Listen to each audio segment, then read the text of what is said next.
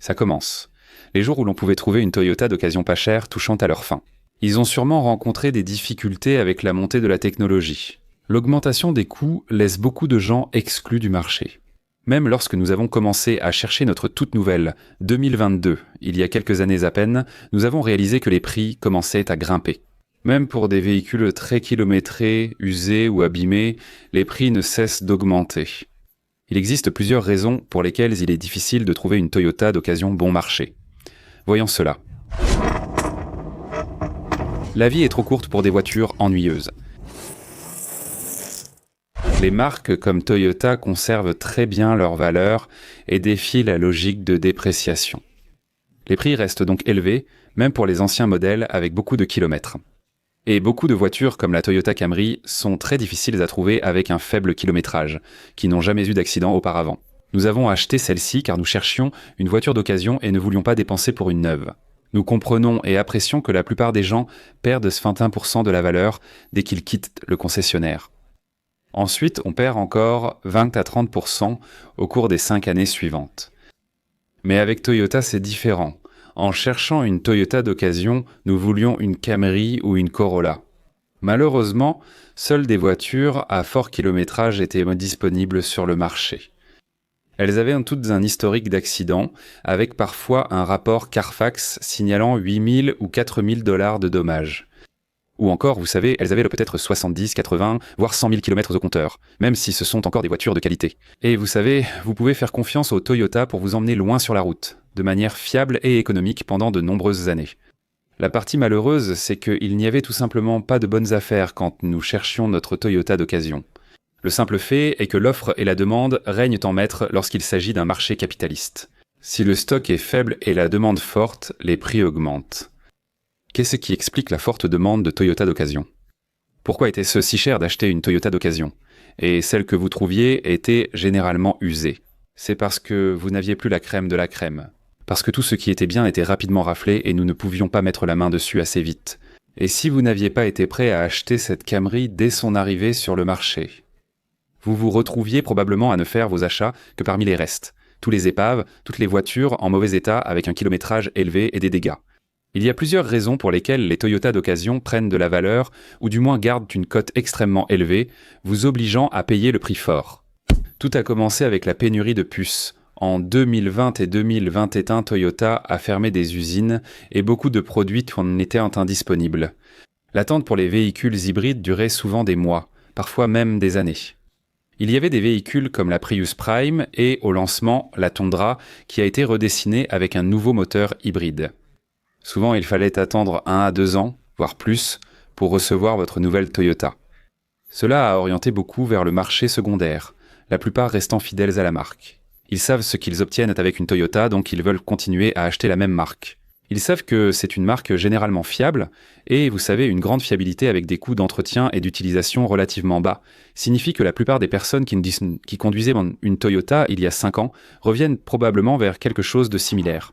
Mais parce que Toyota a aussi compris qu'il pouvait réaliser un peu plus de profit en n'ayant pas de stock sur le parc, il pouvait probablement demander le prix maximum ou au moins le prix de détail suggéré et dans certains cas, faire des ajustements de prix.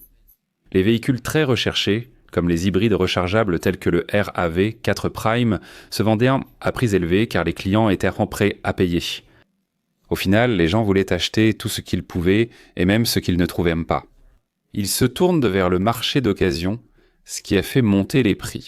Car ils sont souvent fidèles à la marque. Et ils n'allaient pas simplement dire « Eh bien, je voulais une Toyota, mais je vais acheter une Ford à la place ». Ça n'est tout simplement pas arrivé.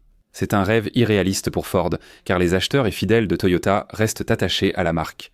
Une autre raison majeure pour la difficulté à trouver des Toyota d'occasion à prix raisonnable est leur fiabilité. Les gens leur font confiance, que ce soit avec une Camry 4 cylindres 2,5 L ou l'ancien V6. Même la dernière hybride emploie encore ce 4 cylindres 2,5 litres.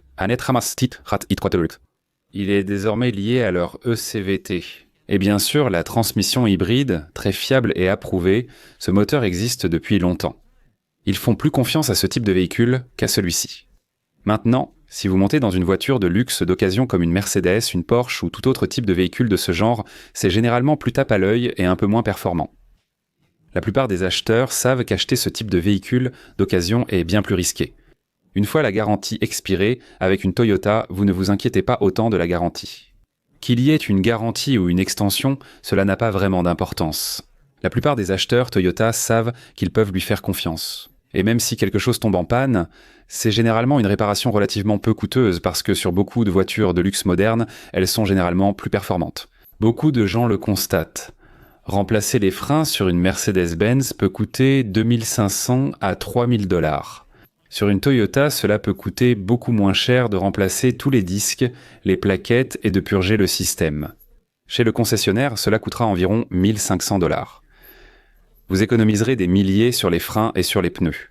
Au Toyota, les pneus y sont généralement un peu plus petits, et vous allez économiser de l'argent à ce niveau-là, et vous allez aussi économiser beaucoup d'argent sur l'entretien. Les moteurs étant plus petits, beaucoup de ces voitures n'ont pas de turbo, contrairement aux voitures de luxe qui en ont souvent. Plus de chaleur, des vidanges d'huile plus fréquentes pour les maintenir en bon état, donc un coût plus élevé à long terme. J'ai aussi évoqué une récente réparation sur une Mercedes-Benz. Un reniflard comme celui-ci coûte environ 3000 $, mais réaliser ce travail sur une telle voiture. Sur une Toyota, cela va probablement coûter environ 500 $ chez le concessionnaire. Tout compris, donc la fiabilité est au top pour une Toyota. Le prix des pièces de rechange pour Toyota rend l'entretien et les réparations très appréciables. Donc les gens veulent à nouveau ces Toyota d'occasion, ce qui fait augmenter la demande pour ces voitures et même pour les intérieurs des Toyota. Elles sont très bien équipées aujourd'hui, même une Toyota de 5 ans a de nombreux équipements de luxe. C'est une 2022 avec toutes les options, du toit ouvrant au siège et volant chauffant. L'infodivertissement offre ici un écran pleine taille, et la plupart des Toyota proposent désormais les mêmes fonctionnalités. On retrouve cela sur des modèles bien plus chers, même chez des marques de luxe. L'ergonomie n'est peut-être pas aussi agréable, et ils n'utilisent peut-être pas autant de cuir ni de matériaux haut de gamme. Les gens réalisent que de nombreux matériaux de ces véhicules, notamment le plastique omniprésent, vieillissent bien. Ce n'est ni joli ni sophistiqué, mais c'est durable, économique et efficace. Si toutes les commodités sont présentes et le véhicule fiable, les gens s'y tournent généralement. Un intérieur cuir nécessite de l'entretien. Les tapis moelleux de ces véhicules de luxe demandent un entretien et un nettoyage plus fréquents. Toyota produit des pièces et composants intérieurs plus résistants à l'usure. Leurs voitures sont conçues pour durer. Elles n'ont peut-être pas toute l'ergonomie raffinée, ceux qui connaissent Toyota savent que je me fiche des extras. Je veux juste un véhicule capable de faire 560 000 km.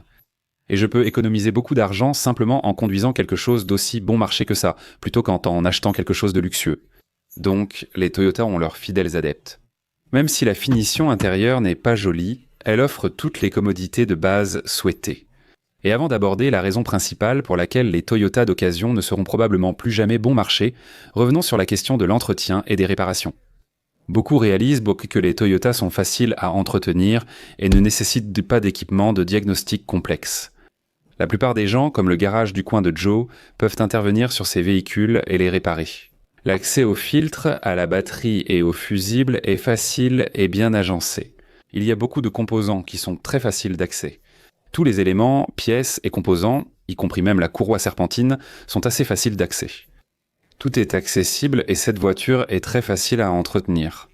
Que vous ayez à changer les bougies d'allumage là-dessous, il suffit juste d'enlever le cache, ça ne pose aucun problème. Tout est assez simple, y compris ce groupe motopropulseur. Un simple 2,5 litres atmosphérique, non ? Pas de turbo, c'est une autre raison. Mais les gens peuvent réparer ça, et beaucoup de gens sont capables de les réparer eux-mêmes, même hors garantie. De nombreux véhicules modernes deviennent tout simplement trop complexes. Et pourtant, Toyota reste fidèle à ses moteurs très simples, et ils ont maintenu ces standards pendant de très nombreuses années. C'est dans 2 années. Vous pouvez acheter un 2,5 L 4 cylindres aujourd'hui, comme avant. Peut-être il y a 5 ou 10 ans, et ça n'a vraiment pas beaucoup changé. Vous pourriez avoir quelque chose d'un tout petit peu plus performant, mais ils n'ont vraiment pas fondamentalement beaucoup changé. Les prix des anciennes Toyota d'occasion restent élevés en raison de leur simplicité et de leur stabilité au fil du temps. Ils ont peu innové. Maintenant, certains diraient le contraire en disant qu'ils ont des systèmes hybrides, des transmissions ECVT et suffisamment d'innovation. Oui, ils ont cela, mais ont conservé la plupart de leurs standards très similaires. Garder les mêmes moteurs pendant des années, je l'ai déjà évoqué. L'innovation, ou le manque d'innovation, fait partie des raisons pour lesquelles les gens sont attirés par ces modèles. Et cela fait monter les prix parce qu'ils sont faciles à posséder. Et vous savez que faire si vous avez eu un problème avec un moteur particulier qui a persisté pendant des années et qu'il y a suffisamment d'antécédents. Il y a des histoires sur les compteuses et sur les forums et les gens reconnaissent qu'il y a un vrai historique de problèmes avec une certaine chaîne de transmission de voitures. Toyota ne change pas tous les 2 ou 3 ans. Ils ont construit leur modèle depuis des années et les gens font confiance à cette constance. Donc c'est facile à posséder. C'est très prévisible et c'est la clé. Si tu aimes la vidéo jusqu'ici, tu vas adorer le reste de la chaîne. Assure-toi d'appuyer sur le bouton, s'abonner juste en dessous et n'oublie pas la cloche de notification. Comme ça, tu sauras quand les prochaines vidéos incroyables sortiront. Mais écoute-moi bien. L'une des plus grandes raisons pour lesquelles nous commençons maintenant, et on le voit en ce moment, ça commence ici et maintenant. Ce sont certains des plus grands changements que Toyota a intégrés ces dernières années. Nous venons d'évoquer le manque d'innovation, de changement et la prévisibilité. Vous savez, des pièces bon marché et des coûts plus bas, mais une partie de tout cela est en train de changer maintenant. Et voyez, c'est ce qui se passe en ce moment. Bien que nous ayons un moteur très basique, et c'est une des principales raisons pour lesquelles nous avons acheté ce moteur cette année, c'est parce qu'il existe depuis longtemps. Nous savions exactement tout à son sujet et nous étions prêts à prendre ce pari sur celui-ci. Nous savions aussi que juste après, ce serait un hybride. Nous savions aussi que les Tundra changeaient et avaient des problèmes avec leur nouveau 3,4 secondes. On en entendait déjà un peu parler. D'autres problèmes concernent aussi le 2,4 litres du Tacoma. Ce n'est pas tant le moteur, mais la nouvelle boîte automatique à 8 vitesses et la transmission qui pose principaux problèmes, ainsi que le 3,4 qui use les roulements. Certains pensaient sur d'abord que les particules métalliques étaient dues à la détonation ou à un problème d'alimentation en carburant. Beaucoup d'autres parlent de contrôle qualité ou de conception. Beaucoup d'autres disent que ce n'était que des particules métalliques. Ce problème persiste depuis plusieurs années. Et si vous lisez les forums, vous verrez que Toyota a vraiment du mal avec ça. 3,4 secondes pour les deux Tundra. Le Lexus LX6N partage ce moteur que certains disent identique à celui du GX550. Ils n'ont pas de problème là-bas, et ils n'ont pas de problème non plus avec certains de leurs autres modèles qui utilisent encore ce moteur. Le temps dira s'ils résolvent cela, et j'ai confiance en Toyota pour y parvenir. Mais le point clé, c'est qu'il y a eu beaucoup de changements. Vous savez, ils ont remplacé et abandonné ce moteur V8 de 5,7 litres qui avait fait ses preuves. Il était atmosphérique dans la Tundra avant qu'il ne le remplace par ce nouveau 3,4 litres et il rencontre des problèmes. D'accord, c'est pareil avec cette boîte auto à 8 vitesses. Avant, le Tacoma avait un V6 3,5L atmosphérique, fiable et remarquable. Et aussi, vous savez, une boîte automatique basique ou une boîte manuelle. Les choses étaient simples, pas très efficaces, mais fiables et connues de tous. Les nouveaux modèles sont sortis, le nouveau précurseur est désormais là. La génération précédente était une bête de somme. 270 chevaux V6 atmosphériques. Tout le monde l'adorait. Ils se les arrachaient à la fin de la production. Ils ont soudain remplacé tous les Forerunners qui, bien que toujours produits au Japon, ont maintenant le moteur 2,4 litres et la boîte auto à 8 rapports. Tout est remis en cause sur la fiabilité. Qu'en sera-t-il pour les futurs acheteurs ?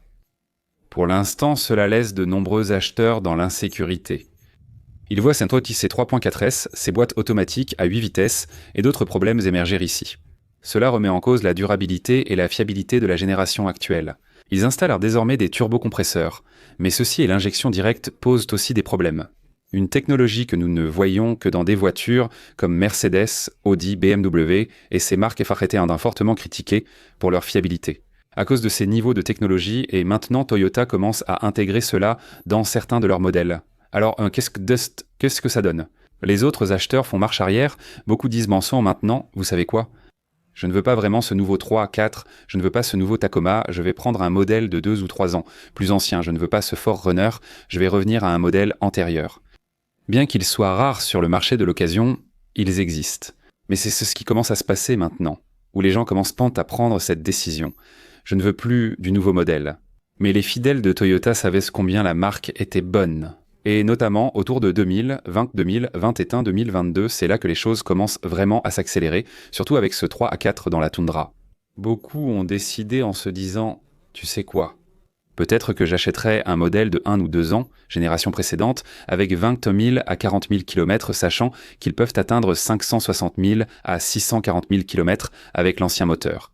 Les nouveaux moteurs en sont-ils capables ? On ne sait pas. Seul le temps le dira. C'est un pari sans garantie. Les gens décident désormais d'acheter ces anciens groupes motopropulseurs et modèles. Que signifie cela ? Les prix augmentent toujours et lors de la pénurie de puces, les gens ont payé bien plus cher ces voitures d'occasion. Dans certains cas, les gens payaient plus cher pour un Tacoma légèrement utilisé qui avait peut-être 1 an que pour un modèle neuf à l'époque. Les gens n'avaient pas à attendre, alors ils acceptaient lourdement de payer plus cher pour une Toyota d'occasion. Mais nous y revoilà, ces véhicules à aspiration naturelle très recherchés comme les Tacoma, les 4Runner, même les Camry à aspiration naturelle, et même certaines d'entre elles sans l'hybride.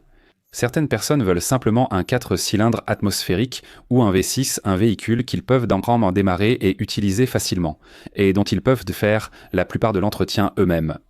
Et une fois que la garantie est terminée, ça n'a plus d'importance, ils sont prêts à faire eux-mêmes certaines réparations. Donc c'est une des grandes raisons pour lesquelles ces véhicules gardent une grande valeur, et je doute qu'on revoie une Toyota d'occasion bon marché sur le marché. Mais j'aimerais vous lancer un défi. Merci de laisser un commentaire ci-dessous si jamais vous tombez sur une affaire en or. Ce n'était pas seulement une bonne affaire en apparence, mais vous avez réellement vu une bonne affaire, vous l'avez achetée, ou vous connaissez quelqu'un qui l'a acheté et a fait une affaire exceptionnelle. Actuellement, il est très difficile de trouver des Toyota d'occasion en bon état, sans dommages et avec un kilométrage raisonnable. Sinon, les seuls que je trouve sur le marché de l'occasion sont accidentés, cabossés, usés, rincés et honnêtement, pas du tout celles que vous voudriez. C'est pourquoi nous avons regardé quelques vieilles Camry d'occasion, mais on s'est dit que ça ne valait pas le coup. Une voiture qui avait 3 ou 4 ans avait 140 000, 120 000 km au compteur. Et on s'est dit, tu sais quoi, pour 3 ou 4 000, 5 000 $ de plus, on va en prendre une toute neuve. On a la garantie, c'est parfait, personne n'a pété sur les sièges et il n'y a aucun dégât. Parce que chaque voiture qu'on appelait avait une sorte d'histoire. Eh bien, elle a eu un petit accident, mais bon, elle a eu un choc là. Mais oh, il y a une petite mention sur le rapport Carfax. Il y avait toujours beaucoup d'histoires, et on en a eu assez d'en entendre. On voulait juste une voiture prête à rouler, et honnêtement, ça devenait vraiment, vraiment difficile à trouver. Donc et à partir d'aujourd'hui, en fait depuis quelques années déjà, ça commence maintenant. Trouver des Toyota d'occasion bon marché est presque impossible. Et avec tout ça, tout le monde, voilà, notre expérience chez le concessionnaire Toyota avec la Toyota juste ici, notre Camry, 2022. C'était toute une histoire. Vous allez vouloir jeter un œil. J'espère vous retrouver tous dans la prochaine vidéo. À bientôt tout le monde. Au revoir.